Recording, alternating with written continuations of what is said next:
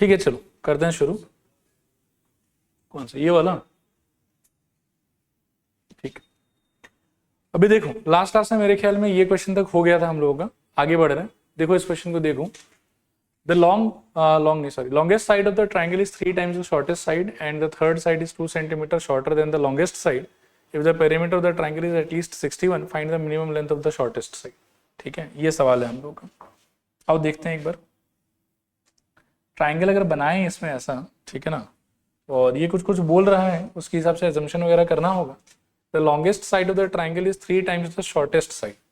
तो सबसे shortest side को आप अगर x मान लेते हो तो लॉन्गेस्ट साइड आपका कितना हो जाएगा? 5x हो जाएगा इस लैंग्वेज के हिसाब से। आगे क्या बोल रहा है बताओ? The third side is 2 centimetre shorter than the longest side. अगर ये 3x है तो ये बेचारा कितना हो जाएगा इस लैंग्वेज के हिसाब से? 3x - 2। ठीक है मेरे ख्याल में।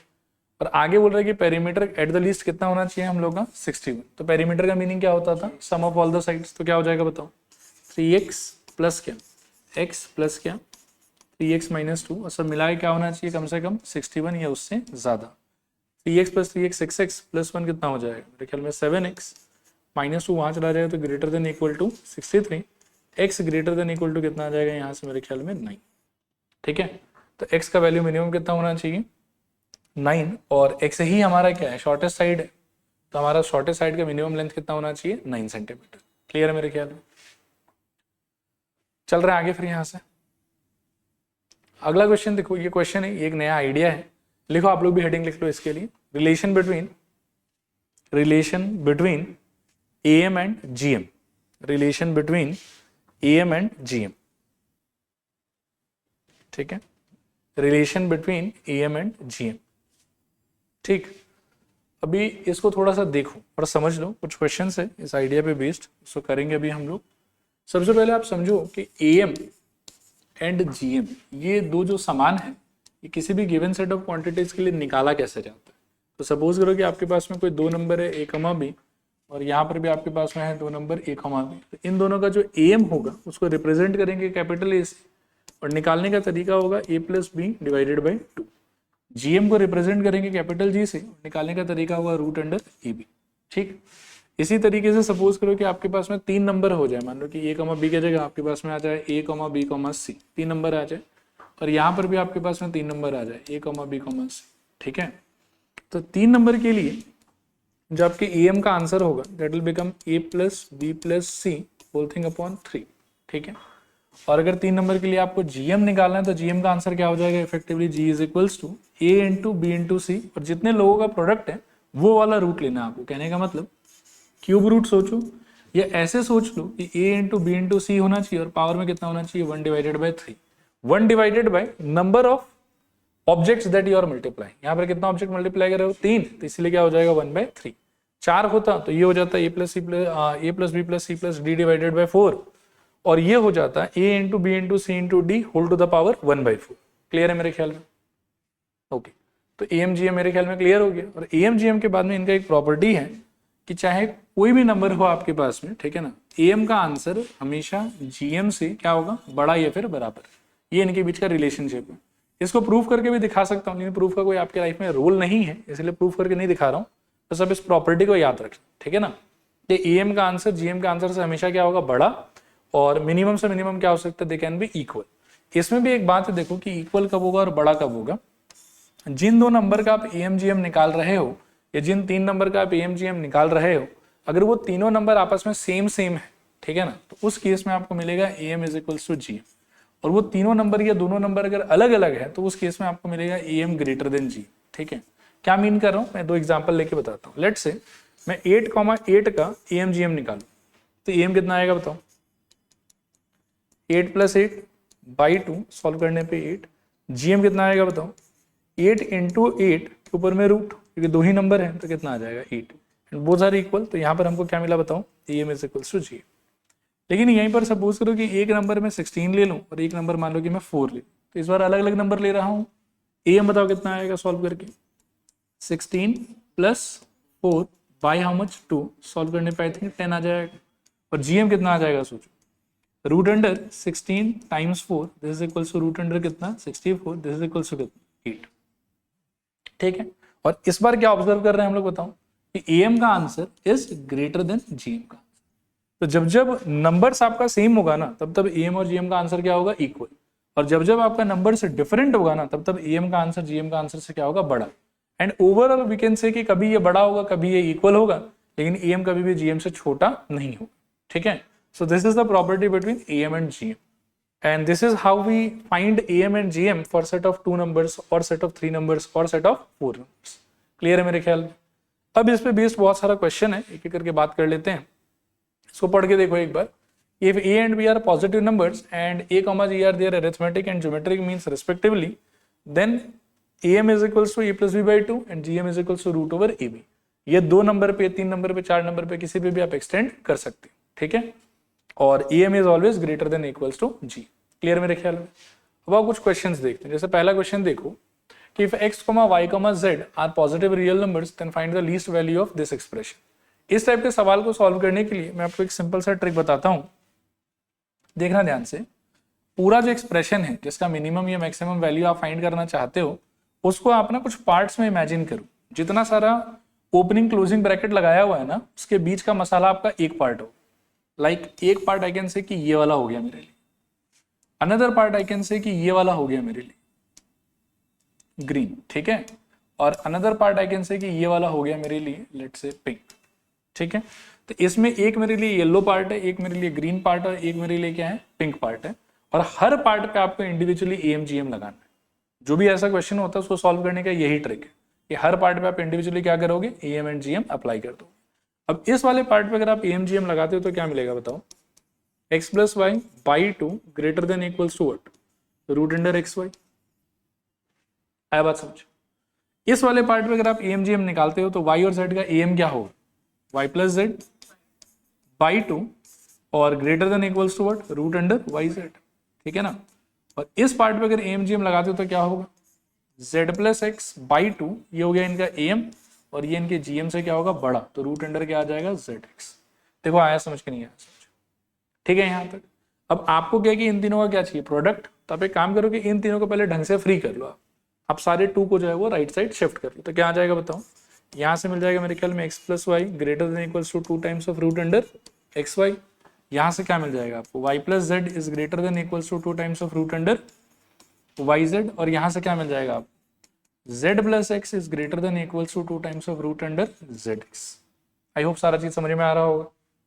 फिर मेरे को क्या है कि ये तीनों मसाला का प्रोडक्ट चाहिए बेसिकली। तो मैं क्या करूंगा कि इन तीनों को एक एक इक्वेशन मार्क करके, लेट्स से ये वाला 1 हो गया, नेक्स्ट ये वाला 2 हो गया, नेक्स्ट ये वाला मेरे ख्याल में 3 हो गया।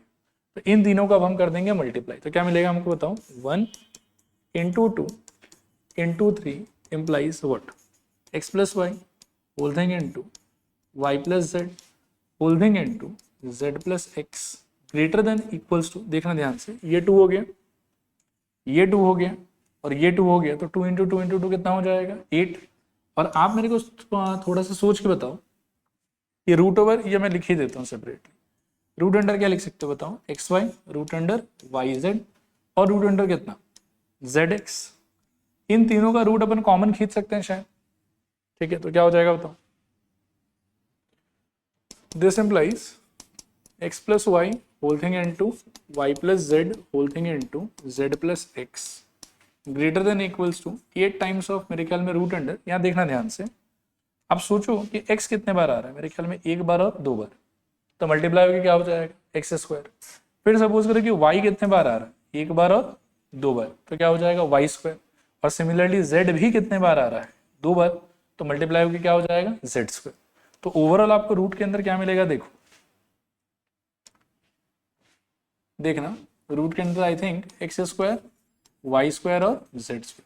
और रूट जब इफेक्टिवली उस पर अप्लाई करोगे तो ये बन जाएगा आपके लिए x plus y whole thing into y plus z whole thing into z plus x greater than is equals to 8 times of x into y into Z.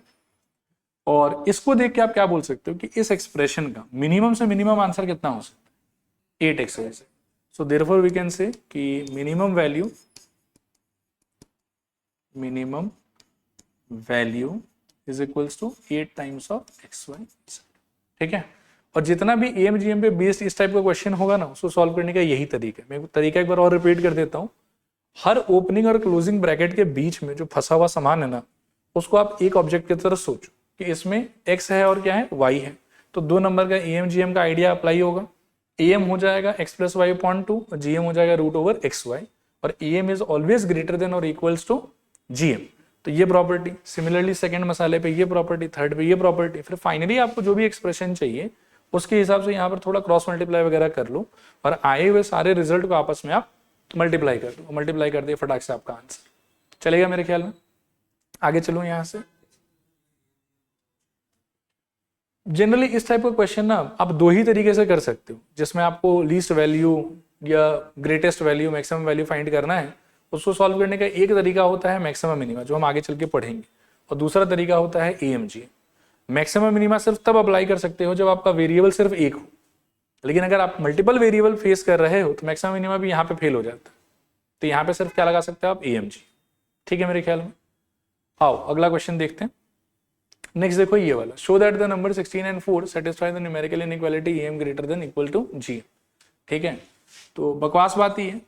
ये कितना आ जाएगा इसका बताओ, 16 प्लस 4 अपॉन 2 सॉल्व करने पे आई थिंक 10, और G कितना आ जाएगा बताओ, root under 16 times 4 is equals to root under 64, कितना आ जाएगा बताओ 8। So we can clearly see कि A is coming out to be greater than G।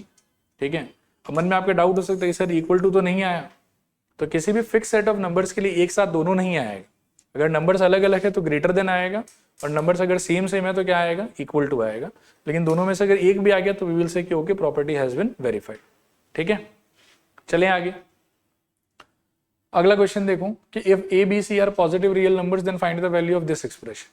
ठीक है, बता सकते हो कैसे करेंगे, सेम ही है मेरे ख्याल में। देखो ओपनिंग क्लोजिंग ब्रैकेट के अंदर में जो भी सेट ऑफ एलिमेंट्स है उन सारे को हम क्या मानेंगे, अपना एक सेट ऑफ नंबर्स, और इसको क्या मानेंगे, अपना दूसरा सेट ऑफ नंबर्स। ठीक है, एक बार वैसे बुक है आप लोग के पास में, तो मुझे लग रहा है कि थोड़ा सा कुछ गड़बड़ है। Then find the minimum value maximum value, ऐसा कुछ बोला हुआ रहना चाहिए था। खोल के देखो तो एक बार।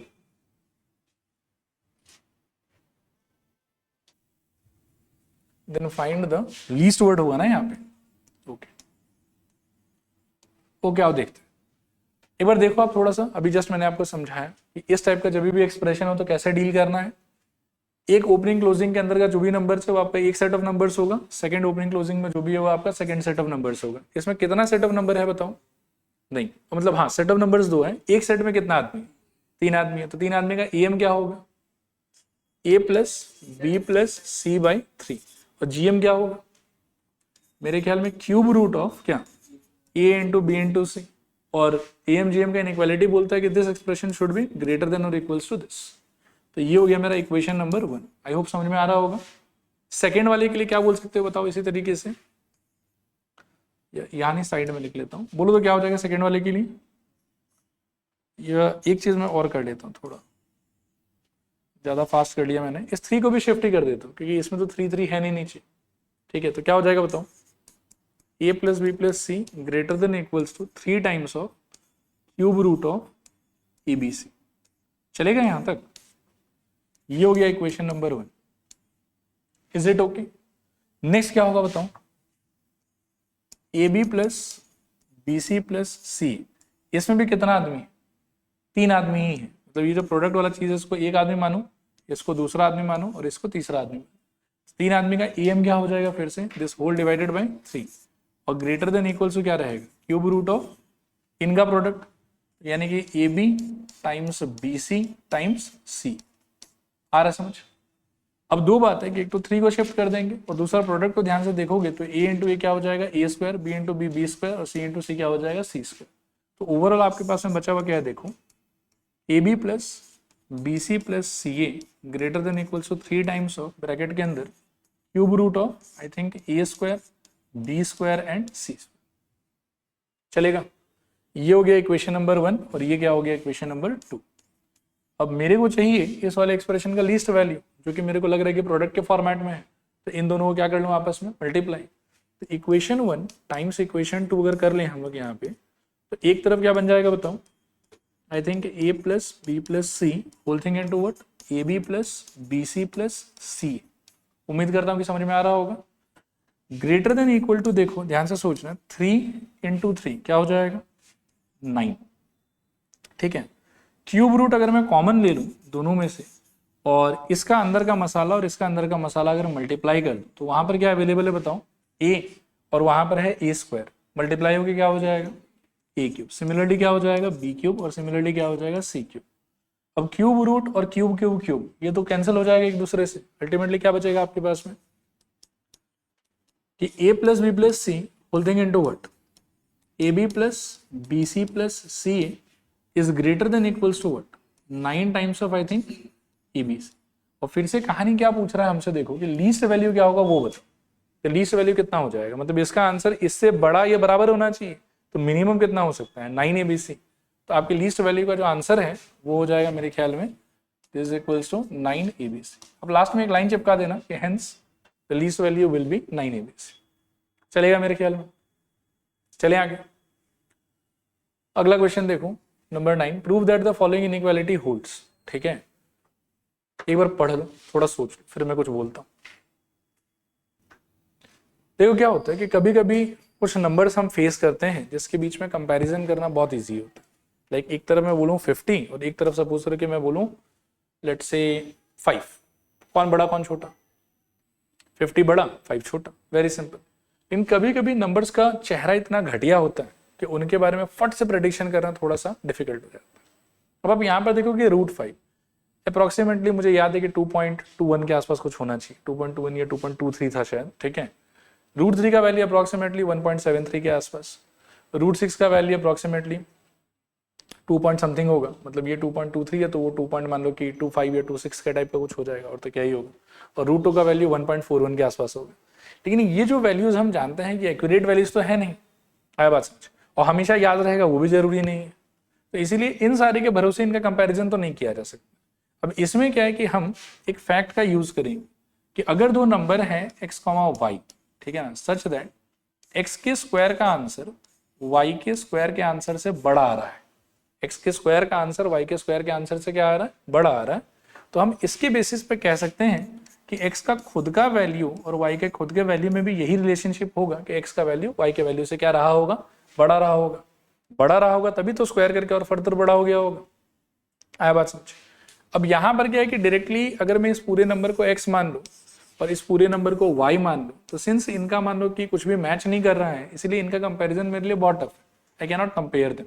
ठीक है, तो इस टाइप के सिचुएशन में व्हाट आई विल ट्राई कि अगर x और y को देख के समझ में नहीं आ रहा है कि कौन बड़ा कौन छोटा, तो you can go for x का स्क्वायर एंड y का स्क्वायर। ठीक है, तो एक बार आओ x का स्क्वायर करते हैं। तो x का स्क्वायर क्या हो जाएगा बताओ यहाँ पे, √5 प्लस मेरे ख्याल में √3 का होल स्क्वायर, ध्यान से देखते जाना। तो ये हो जाएगा मेरे ख्याल में a स्क्वायर मतलब √5 का स्क्वायर 5, √3 का स्क्वायर कितना आ जाएगा 3, और प्लस 2 टाइम्स ऑफ √5 इंटू √3 कितना आ जाएगा बताओ 2√15। आई होप समझ में आ रहा होगा। सॉल्व करने पे ये कितना हो जाएगा बोलो, 8 प्लस 2 टाइम्स √15 चलेगा। व्हाट अबाउट y का स्क्वायर, वो कितना आएगा बताओ, मेरे ख्याल में √6 प्लस √2 का whole square, this equals to 6 plus 2 plus 2 times of √12। आया समझ, मतलब 2 टाइम्स ऑफ √6 इंटू √2 मिलाया कितना हो जाएगा 2√12। इसको कंबाइन करोगे तो ये ओवरऑल कितना हो जाएगा 8 प्लस 2√12। अब देखो x और y को कंपेयर करना बहुत टफ था क्योंकि सब एकदम अलग अलग दिख रहा था, लेकिन इन दोनों में अगर आप सोचोगे तो मेरे ख्याल में कंपैरिजन बहुत इजी है। इस पे 8 है, इस पे भी 8 है, यहाँ पर इसके पास भी 2 है, इसके पास भी 2 है, रूट के अंदर उसके पास 15 है, इसके पास क्या है 12 है। 15 12 में बड़ा कौन होता है 15, तो मेरे ख्याल में ऑब्वियसली क्या होगी x का स्क्वायर का वैल्यू क्या होना चाहिए बड़ा। तो हम बोलेंगे कि इसके बाद में now clearly we can say कि x का square is looking greater than y का स्क्वायर। ठीक है, एंड इफ x का square is greater than y का square then we can say what x का answer would be greater than y का answer, and hence we can say कि √5 plus √3 is value wise greater than √6 plus √2। देखो clear है कि नहीं clear, आया समझ। तो ये एक और तरीका होता है कि अगर बहुत ही ऊट पटांग सा नंबर हो रूट के अंदर का, जिसको देख के मान लो कि सोचना बहुत डिफिकल्ट फील हो रहा हो कि नहीं समझ में आ रहा है कौन बड़ा होगा कौन छोटा होगा, तो उस केस में आप ये ट्राई कर सकते हो, दोनों का एक बार स्क्वायर करके देख लो, तो वहां से आपको कंपैरिजन करने के लिए कॉमन बेस जैसा मिल जाएगा। चलें आगे। ओके, अगला क्वेश्चन देखते हैं। इसको देखो, insert the appropriate sign of inequality among this. ठीक है। अब पिछले बार तो थोड़ा बिल्कुल ही मान लो कि ये लोग कंपेयर होने लायक नहीं था, इस बार थोड़ा ध्यान से देखो, शायद क्या पता कंपेयर होने लायक हो जाए। इसको यदि थोड़ा सा ठीक ठाक करें हम लोग इस वाले को, तो ध्यान से सोचना। हाँ, ये है √3, इसको सोचोगे आप तो ये हो जाएगा मेरे ख्याल में √25 टाइम्स ऑफ 2, और ये हो जाएगा -√, कितना 16 टाइम्स ऑफ 2। चलेगा क्या? 25 परफेक्ट स्क्वायर है तो बाहर आ जाएगा, क्या बन जाएगा 5√2। 16 परफेक्ट स्क्वायर है, बाहर आ जाएगा, क्या बन जाएगा 4√2। ठीक है, और यहाँ पर कितना बताओ √3। 5√2 - 4√2 कितना दे देगा आपको? सिंपली √2, और यहाँ कितना आ जाएगा आपके पास में √3, तो दोनों मिलाए कितना हो जाएगा √6। ठीक है, थोड़ा सा आओ तो इस पर भी गौर फरमाते हैं। ये कैसा है? 3 का 3 रहने दो, 54 का क्या कर सकते हो 9 टाइम्स ऑफ 6, और 24 का क्या कर सकते हो, मेरे ख्याल में 4 ही लेना पड़ेगा, 4 टाइम्स ऑफ 6। ठीक है, अब ये परफेक्ट स्क्वायर है और ये वाला भी परफेक्ट स्क्वायर है, बाहर आ जाएगा दोनों। 3 इंटू यहाँ से क्या आएगा बताओ, मेरे ख्याल में 3√6, और यहाँ से क्या आएगा बताओ 2 इंटू बोलो 2√6। चलेगा यहाँ तक? 3 से कितना आ जाएगा 9√6, और 2 से कितना आ जाएगा 4√6। सॉल्व करने पे कितना आ जाएगा बताओ 13√6। एक बार देखो, इसमें भी √6 है और इसमें क्या है overall 13√6। Which do you think is larger? 13√6, तो साइन आपका क्या हो जाएगा ये। लेकिन इस वाले में क्या है कि ऐसा दिमाग नहीं लगा सकते थे, सारा नंबर ऑलरेडी बहुत छोटा है और फर्दर और परफेक्ट स्क्वायर के प्रोडक्ट में ब्रेक तो नहीं हो रहा था, तो इसमें आपको स्क्वायर करके ही करना पड़ा। और इसमें भी यदि ऐसा कुछ मान लो कि नहीं हो रहा होता तो फिर स्क्वायर करना तो एक ऑप्शन था ही मेरे पास में, कि इसको ओवरऑल x मान लेता, इसको y मान लेता और स्क्वायर वगैरह करके देख लेता। ठीक है, करो फटाफट करो इसको। एक क्वेश्चन लिखो दो, if x is a positive real number, if x is a positive real number, then find the smallest value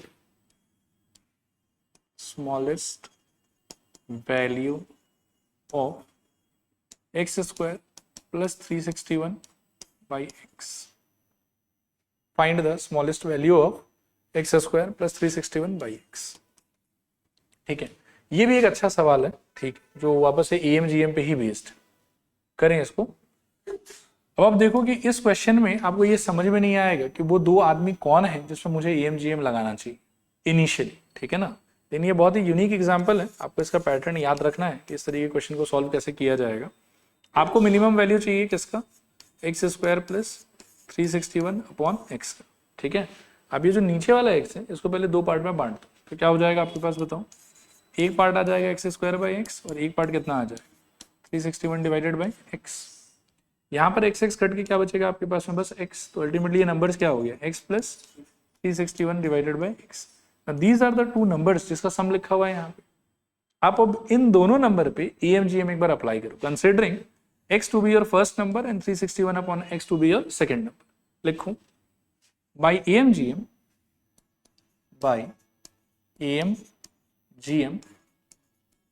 हमारे पास होगा कि x plus 361 upon x holding upon 2 is greater than or equal to, क्या होना चाहिए बताओ, root under x into 361 upon x। ये आया समझ, चलेगा।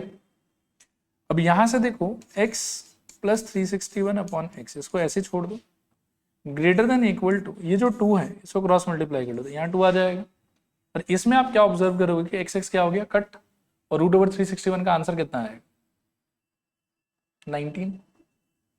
ठीक है, 19 का परफेक्ट स्क्वायर होता है शायद, तो 2 इंटू 19, और 2 इंटू 19 का आंसर कितना आ जाएगा 38। ठीक है, तो अल्टीमेटली आपको यहाँ से मिल जाएगा, एलसीएम ले लो कितना आएगा x, यहाँ आ जाएगा x square plus 361 greater than equals to 30, ये आपका आंसर। ठीक है, तो इस टाइप का पैटर्न भी एक दिमाग में आप लोग रखने का ट्राई करना, चलेगा, हो जाएगा ना। एक और ऐसा क्वेश्चन बता रहा हूं, ये बुक में नहीं है बट इस टाइप का भी आ सकता है, लिखो। If x is a positive real number then find the value of, या find the smallest value of, देखो एक्सप्रेशन ऐसा भी आ सकता है 3 to the power x plus 3 to the power 1 minus x, 3 to the power x plus 3 to the power 1 minus x। क्या करोगे बताओ?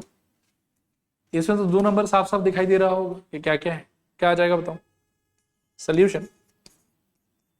मेरे ख्याल में आना चाहिए इसके अंदर में 3 power x plus 3 power 1 minus x whole thing divided by 2 greater than equals to root under कितना 3 power x into 3 power 1 minus x. देखो ये समझ में आ रहा है?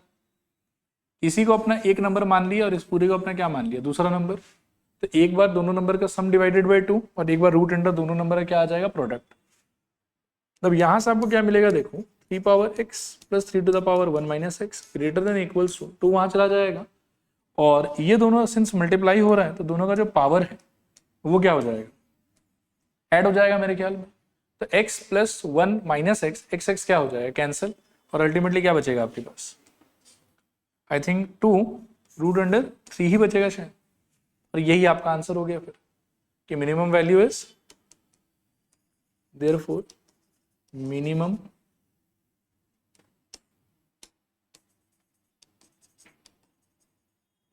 Value is equals to 2 root under 3। ठीक है, आई होप आ रहा होगा समझ में आप लोग को ये वाला। चलें आगे। इसके बाद में एक बिल्कुल ही नया आइडिया है, ठीक है ना। अभी तक क्या क्या आ गया थोड़ा शुरू से एक बार देख लेते हैं, हाँ, फिर नए आइडिया पे चलते हैं ताकि आपके दिमाग में एकदम क्लियर रहे। हमारे चैप्टर का नाम क्या था, न्यूमेरिकल इनइक्वालिटीज। सबसे पहले आया था इसके अंदर में बेसिक डेफिनेशंस, फिर आया था आपके लिए मेन चीज रीजनिंग इनइक्वालिटी। रीजनिंग इनइक्वालिटी में ये प्रायोरिटी ऑर्डर ये सब अगड़म बगड़म, ठीक है। इसके बाद में मेन था आपके कि कैसे इन सबको सॉल्व करना है, this was one set of ideas.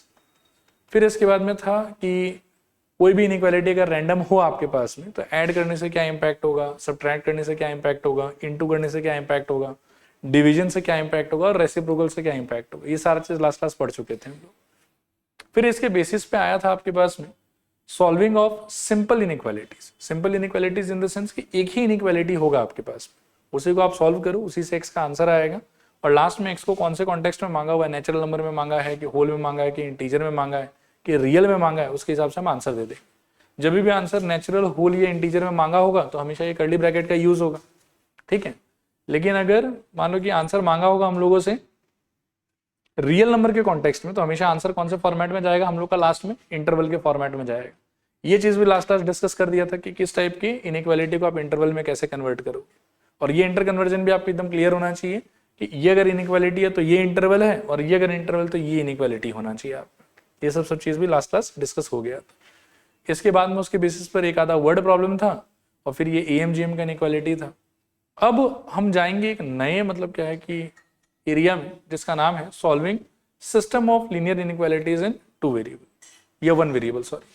System of linear inequality शब्द का आप मतलब समझना कि 2 और मोर इनइक्वालिटी टुगेदर, ठीक है ना, 2 और मोर इनइक्वालिटी टुगेदर।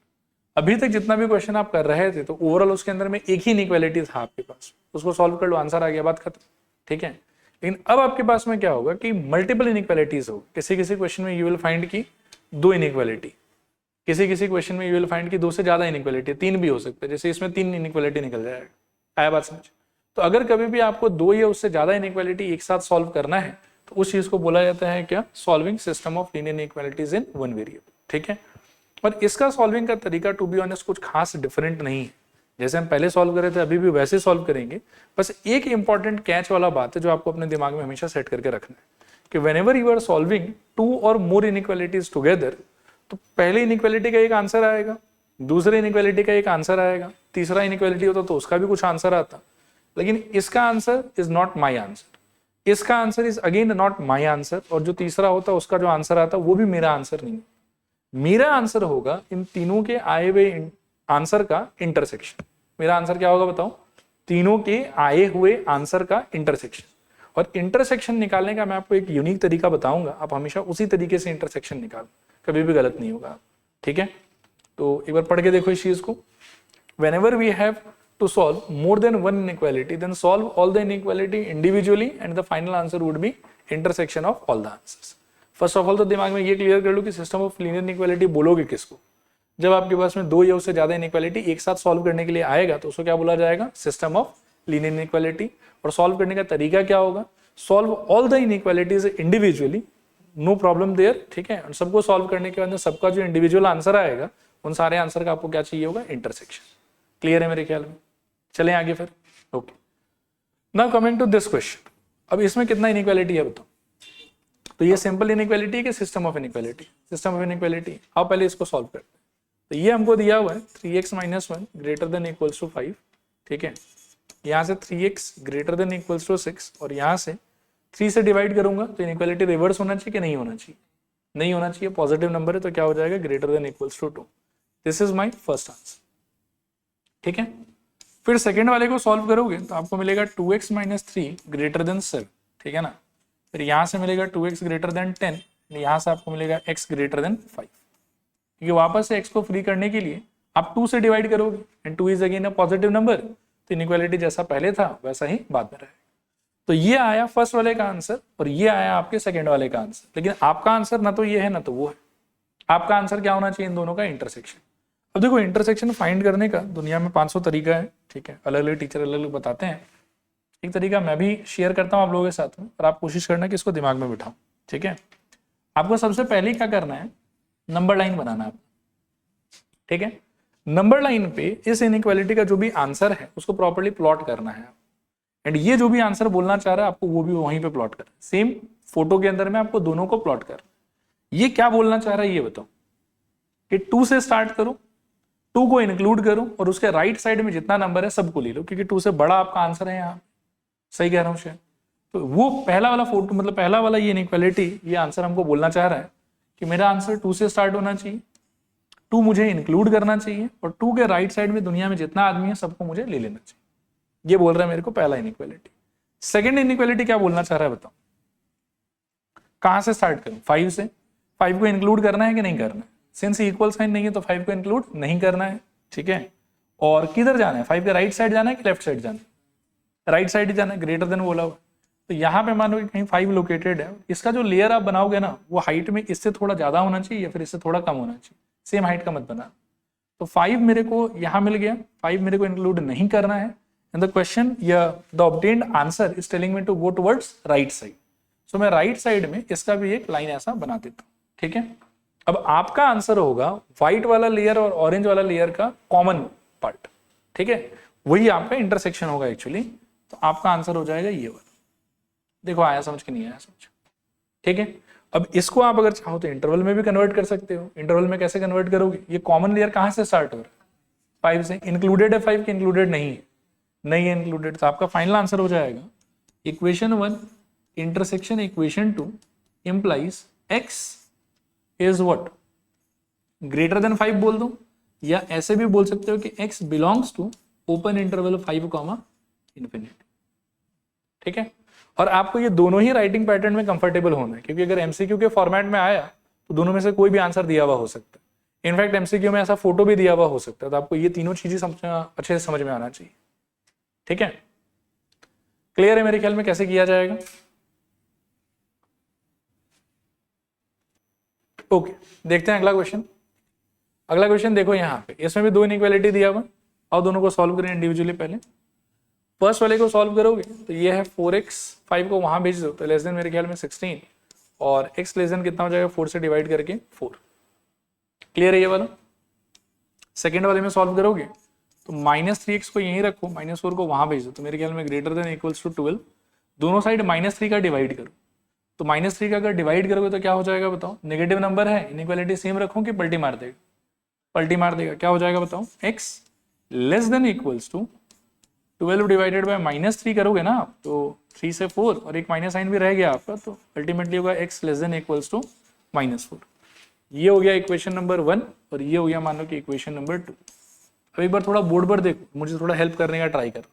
ये क्या बोल रहा है, 4 से शुरू करो, 4 को लो कि 4 को मत लो, 4 को मत लो और लेफ्ट जाओ कि राइट जाओ, क्या बोल रहे हो? लेस देन 4 है कि मोर देन 4 है? लेस नंबर्स किधर मिलेगा आपको, राइट में मिलेगा कि लेफ्ट में मिलेगा? लेफ्ट में मिलेगा, तो राइट क्यों बोल रहे हो? ये चेक करो कि सर को आता है कि नहीं आता, देख लेते हैं। देखो यहाँ देखो, तो फर्स्ट वाला जो आंसर मेरे को मिला ना, वो शायद ऐसा कुछ मेरे को कन्वे करने का ट्राई कर रहा है, क्योंकि start from 4, don't include the number and go towards left. ठीक है, सेकंड वाला आंसर क्या कन्वे कर रहा है बताओ? स्टार्ट किधर से करना है? -4 से। जाना किधर है? हाँ, लेफ्ट। ओके, -4 से स्टार्ट करना है, -4 को इंक्लूड भी करना है शायद, क्योंकि इक्वल साइन है यहाँ पे, और जाना किधर है मेरे को? लेफ्ट। अब आप देखो कि कॉमन लेयर कहाँ दिखाई दे रहा है आपको? -4 से स्टार्ट हो रहा है और पीछे की तरफ जा रहा है, ठीक है ना? तो ये शेडेड पोर्शन आपका कॉमन हो गया। तो आप ऐसे कह सकते हो पहले तो कि इक्वेशन 1 इंटरसेक्शन इक्वेशन 2 इंप्लाइज मेरे ख्याल में x लेस देन और इक्वल्स टू -4, और इंटरवल के फॉर्मेट में अगर लिखना चाहते हो तो x belongs to -∞ open interval -4 पे क्लोज। -4 का -∞, नहीं वो राइटिंग पैटर्न रॉन्ग होगा। अगर ऐसे बोल देते हो कि x बिलोंग्स टू -4 का -∞, तो दिस वुड बी रॉन्ग। हमेशा लोअर वैल्यू को लेफ्ट में रखा जाता है और हायर वैल्यू को राइट में रखा जाता है, ये स्टैंडर्ड प्रोटोकॉल। चलें आगे। Okay, come to next question, solve the following inequality and graph the solution set on the number line. ठीक है, इसको एक बार मैं करके बताता हूँ, आप थोड़ा सा इसको देखो ध्यान से। इसका मैं 2 मेथड डिस्कस करूंगा आप लोगों के साथ में। इसमें खास बात क्या है कि जितना भी इनइक्वालिटी है ना, all are facing same side. ठीक है, इसके पहले क्या हो रहा था कि ये बिल्कुल अलग ही था और वो अलग ही था, उनके बीच में कुछ कॉमन वॉमन नहीं था।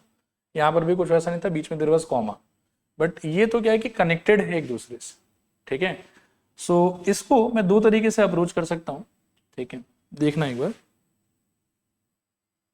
एक मेथड इस पेज में दिखा देता हूँ, एक अगले में दिखा दूँ। देखो, एक मेथड ये हो सकता है कि आप 2 अलग अलग इनइक्वालिटी यहीं इमेजिन कर, एक ये वाला और एक ये वाला। देखो आया समझ के नहीं आया समझ?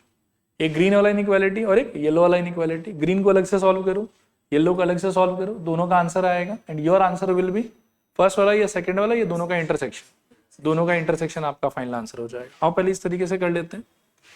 तो इस तरीके से अगर करेंगे तो 2y - 3 is less then y + 2। आप y को उठा के इधर ले आओ और -3 को उठा के उधर ले जाओ, तो मेरे ख्याल में y इज लेस देन 5 आ जाएगा, इक्वेशन नंबर 1। सेकेंड वाले को सॉल्व करोगे तो आपको मिलेगा y + 2 इज लेस देन और इक्वल्स टू 3y + 5। ठीक है, अब यहाँ से y को यहाँ भेज दो और 5 को आप यहाँ भेज दो, तो 2 - 5 का answer I think -3 less than equals to 3y - y का आंसर मेरे ख्याल में 2y। ठीक है, अब आपको तो y का आंसर चाहिए, तो y का आंसर पाने के लिए आप क्या करोगे? मेरे ख्याल में दोनों साइड किससे डिवाइड करोगे? 2 से डिवाइड करोगे। आया समझ? क्लियर है ना मेरे ख्याल में? ओके, अब 2 से अगर डिवाइड करोगे तो क्या हो जाएगा बताओ? यहाँ पर आ जाएगा मेरे ख्याल में -3/2 less than equals to what? बोलो, y। और 2 से डिवाइड करने पे इनइक्वालिटी पलटी मारेगा कि नहीं मारेगा? नहीं मारेगा। क्यों नहीं मारेगा? पॉजिटिव नंबर है, साइन तो मतलब पॉजिटिव नंबर से डिवाइड कर रहा हूं, इसीलिए जो है वो कुछ गड़बड़ नहीं हो। क्लियर है मेरे ख्याल में? इसको थोड़ा सा पलट के लिख लेता हूं। मतलब ये बोल रहा है कि y इज लेस देन 5 और ये बेसिकली बोल रहा है कि y इज मोर देन और is equals to what? -3/2। Clear है मेरे ख्याल में? इसको मार्क कर लेते हैं इक्वेशन नंबर 2। अब ना तो 1 मेरा आंसर है इंडिपेंडेंटली और ना ही 2 मेरा आंसर। मेरा आंसर क्या है? 1 और 2 का इंटरसेक्शन, करेक्ट। अब इंटरसेक्शन को प्लॉट करने के लिए फिर से मुझे मेहनत करना होगा। ठीक है, let's say this is the number line. First answer मेरे को क्या बोल रहा है कि 5 से स्टार्ट करूं? 5 को लेना है कि नहीं लेना है? इसके हिसाब से नहीं लेना है शायद। ठीक है, और जाना किधर है, लेफ्ट या राइट? लेफ्ट। सेकेंड आंसर क्या बोल रहा है बताओ?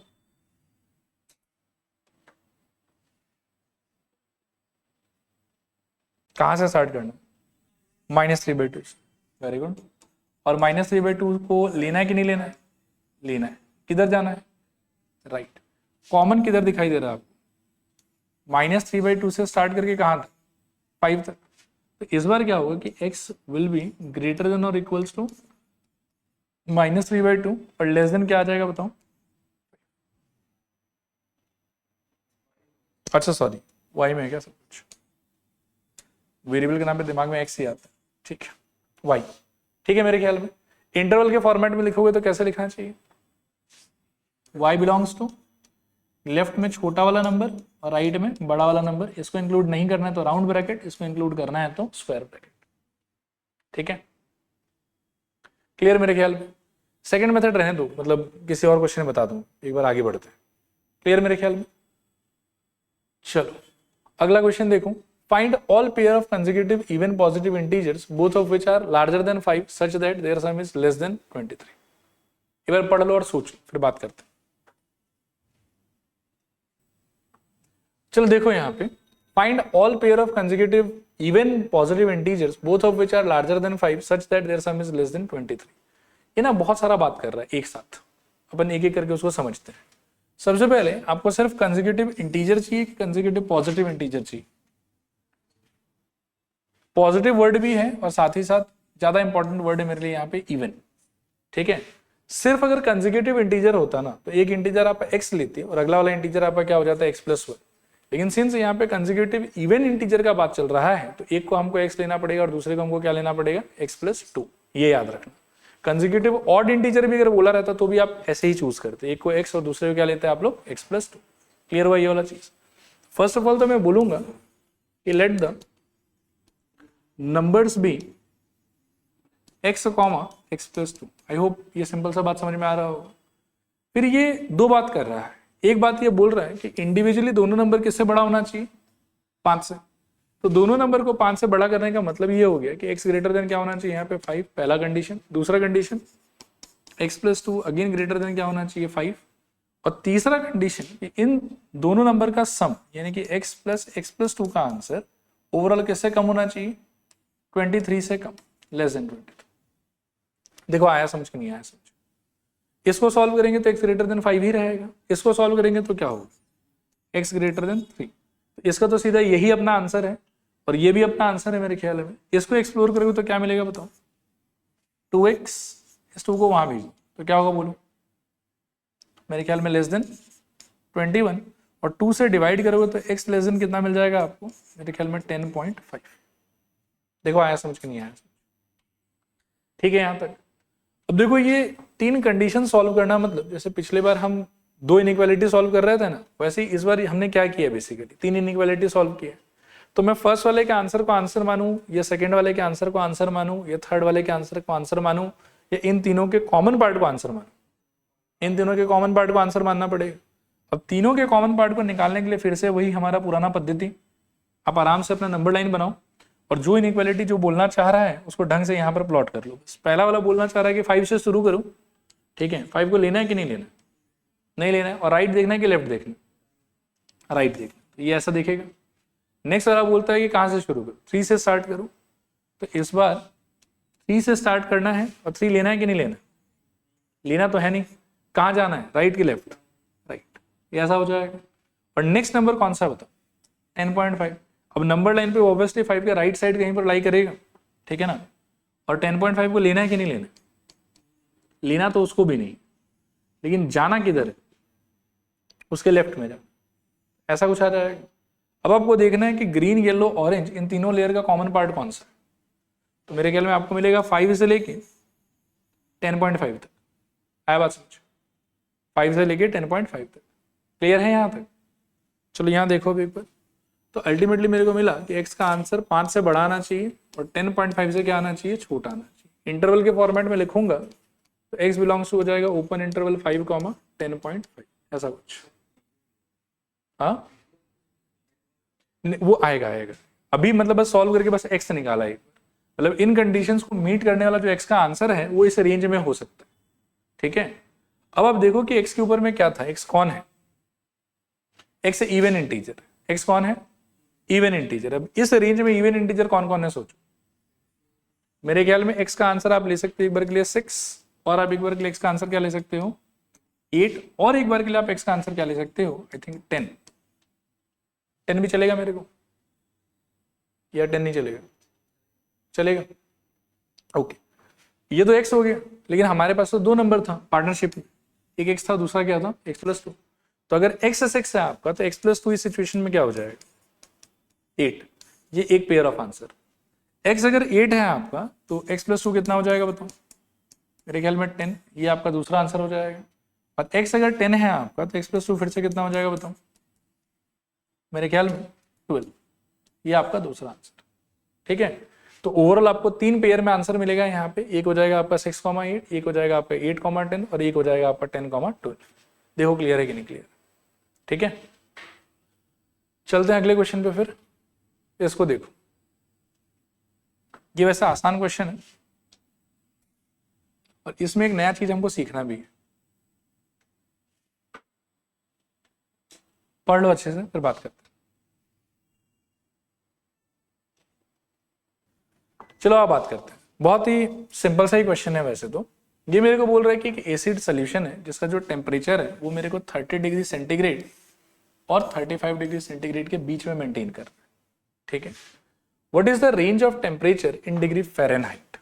डिग्री फ़ारेनहाइट मतलब देखना ध्यान से, ऐसे बोल देता हूं मैं कि x degree f and y degree f। मेरे को ये x और y पता करना है।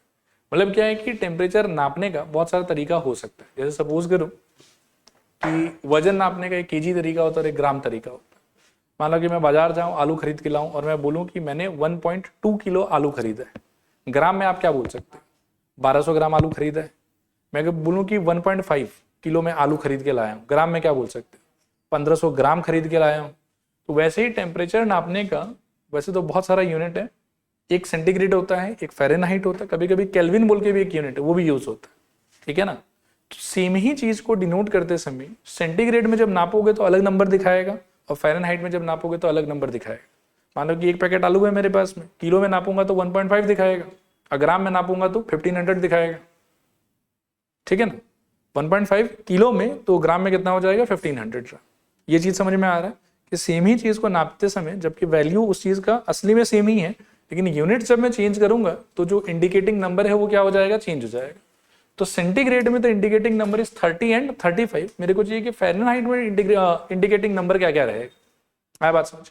तो basically the question is saying कि सेंटीग्रेड वाला जो टेम्परेचर है इसका that is somewhere between 30 degree से लेके 35 डिग्री के बीच में।